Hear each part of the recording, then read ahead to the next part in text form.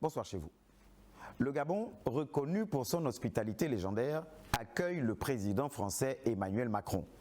Première visite officielle depuis la fin de l'ère Bongo, elle intervient après le sommet du G20 de Johannesburg et la mise en place des différentes institutions symbolisant de fait la fin de la transition au Gabon.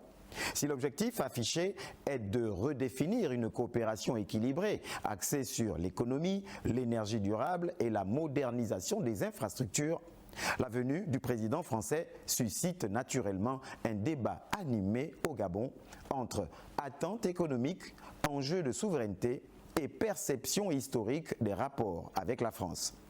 Si à l'évidence, le poids de la France a connu un régime amaigrissant en Afrique francophone, au Gabon, la pesée semble être restée stable, avec néanmoins de nouvelles données susceptibles d'occasionner un recours à une mise à jour nécessaire autour de certaines problématiques telles la gestion du manganèse brut, la gestion de la pêche, au même titre que celle du bois en son temps, pour ne citer que ces domaines-là. Et c'est d'ailleurs dans cet élan que s'inscrit Brice Clotaire Oligui Nguema au cours de toutes ses sorties à l'international.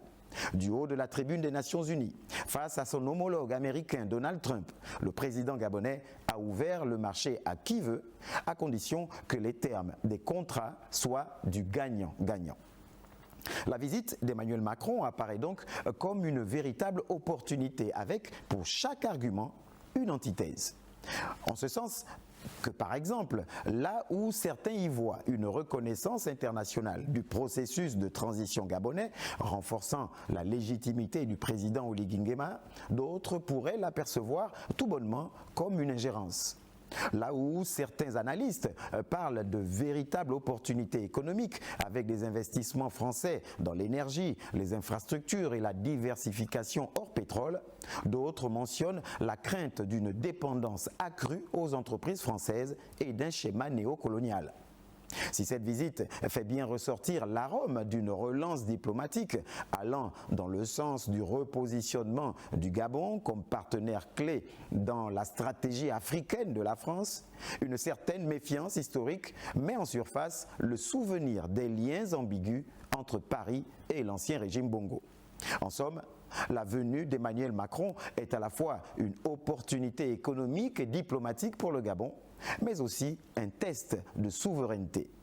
Le débat reflète cette tension entre ouverture internationale et affirmation nationale. Quoi qu'il en soit, dans un contexte où la France cherche à redéfinir sa présence en Afrique face à la montée d'autres acteurs, Libreville devient un terrain stratégique. Le Gabon, riche en ressources et engagé dans une transition politique, est vu comme un partenaire clé pour Paris. Au regard de la détermination affichée de Brice Clotaire Oligui Nguema, l'on s'attend donc à un autre genre de mariage avec la France. Tout dépendra de la capacité du gouvernement gabonais à imposer une relation équilibrée et à transformer les promesses en bénéfices tangibles pour les citoyens. Bonsoir chez vous.